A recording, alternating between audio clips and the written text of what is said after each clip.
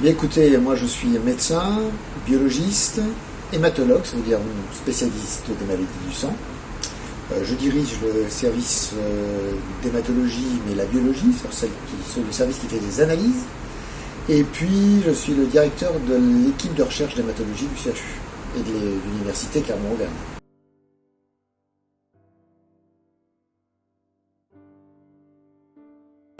Ça c'est assez simple, comme vous le savez, la lutte contre le cancer est un enjeu de nos sociétés modernes. La population, on a la chance que notre population vieillisse davantage, mais bien évidemment, ça entraîne un risque supplémentaire de présenter un cancer. Donc ça c'est le premier argument, bien sûr. Le deuxième, c'est qu'en hématologie, nous abordons des cancers comme ce qu'on appelle les leucémies, et du coup, ce sont des pathologies pour lesquelles on n'a pas trouvé encore toutes les solutions. Il y a eu beaucoup de progrès, mais il y a beaucoup de travail encore à faire. Et donc c'est ce qui m'intéresse. Et puis après, à titre personnel, j'ai, comme beaucoup d'entre nous, des amis, des proches, des membres de ma famille qui ont été touchés par cette pathologie, ce qui aussi représente un moteur supplémentaire.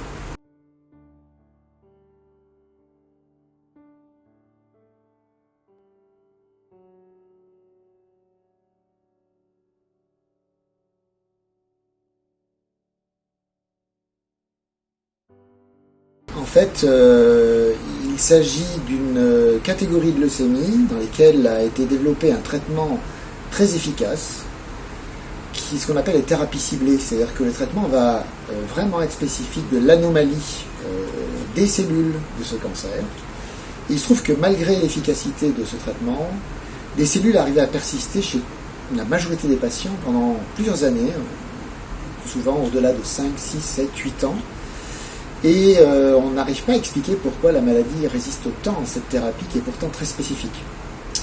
Donc l'hypothèse que nous avons émise, c'est que puisque toutes ces cellules partagent la même anomalie au niveau de l'ADN, donc c'est vraiment c'est notre code qui contient tous les gènes de notre individu, c'est que peut-être c'est au niveau de la régulation des gènes, tout le système qui permet leur expression, qu'il se passe quelque chose.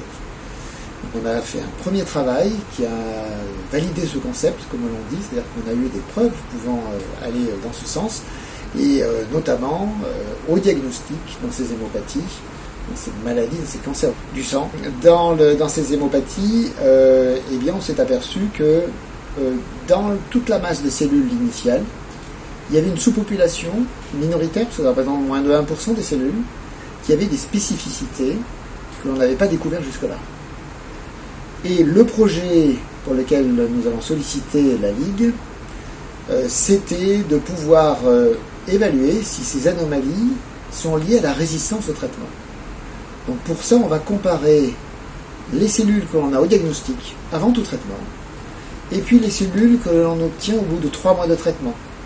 Donc pendant ces 3 mois, un certain nombre de cellules, la majorité, vont disparaître, et on va se concentrer sur les cellules qui restent, puisque ces cellules concentrent des anomalies qui pourraient être liées à la résistance au traitement, puisqu'elles ont aussi eu les 3 mois de traitement.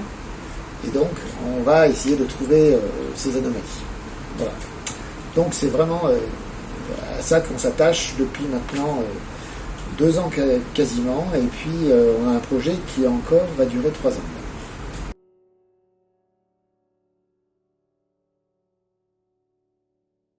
Alors les premiers résultats, c'est que grâce au financement, on a pu inclure un certain nombre de patients, parce que bien sûr, pour avoir une étude suffisamment robuste, avec des résultats suffisamment solides, il faut inclure un certain nombre de patients. Donc on a besoin d'inclure, ça vous paraît peut-être faible, mais 15 patients pour lesquels on peut avoir le prélèvement avant le traitement, le prélèvement après traitement.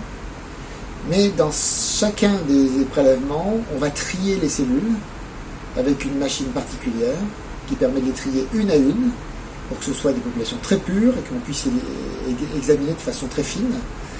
Et du coup, tous les patients n'ont pas assez de cellules, parce que ça dépend de la richesse du prélèvement que l'on reçoit, pour pouvoir être inclus. Donc vous voyez, pour donner un exemple, on est en train d'avoir tout de suite les 15 patients que l'on souhaitait, et on a inclus plus de 50 patients. On rêvait d'avoir les 15.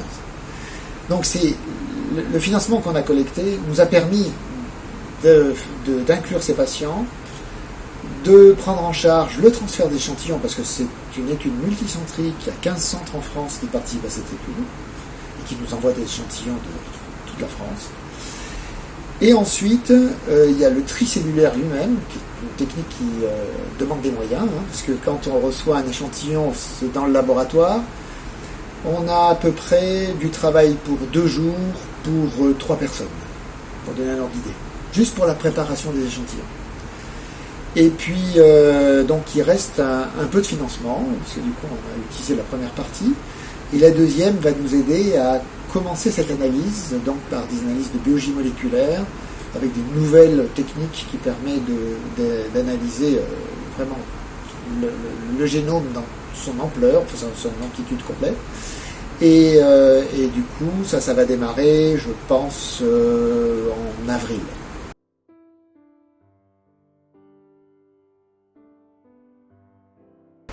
Alors, les résultats attendus sont de pouvoir identifier des anomalies de régulation des gènes liées à la résistance thérapeutique, avec 2 impacts essentiels.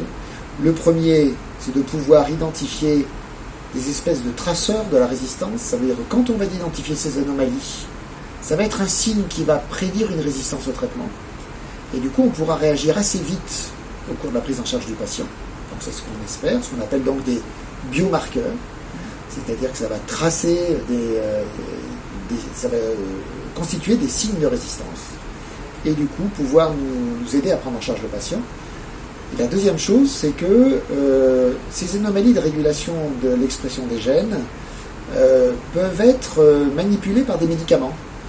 Donc il y a des drogues qui existent déjà, qui sont utilisées dans d'autres pathologies, cancer, en hématologie, mais pas que, et qui pourront déboucher sur un protocole de recherche clinique cette fois, où on va associer au traitement spécifique de cette maladie des traitements qui vont modifier la régulation des gènes, et du coup l'association des 2 traitements théoriquement devrait permettre d'être plus efficace, et donc de guérir un nombre plus important de patients, et amener à la guérison une proportion de plus en plus importante de patients atteints par cette maladie.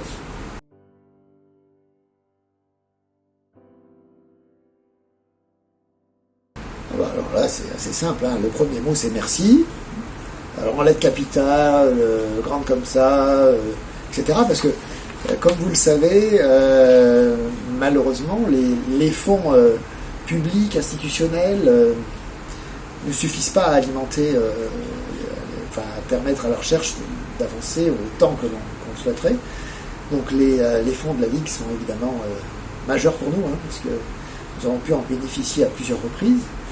La deuxième chose, c'est, je voudrais quand même, parce que j'ai des membres de ma famille, j'ai des familles de patients qui sont bénévoles à la Ligue, donc j'en connais un certain nombre, je connais leur dévouement, et comme ils sont impliqués dans tout cela, je voudrais les remercier, louer leur bénévolat, parce que c'est vraiment quelque chose de très utile, et sans la Ligue, il y a un tas de choses que l'on ne pourrait pas faire. Donc bravo, et puis merci encore.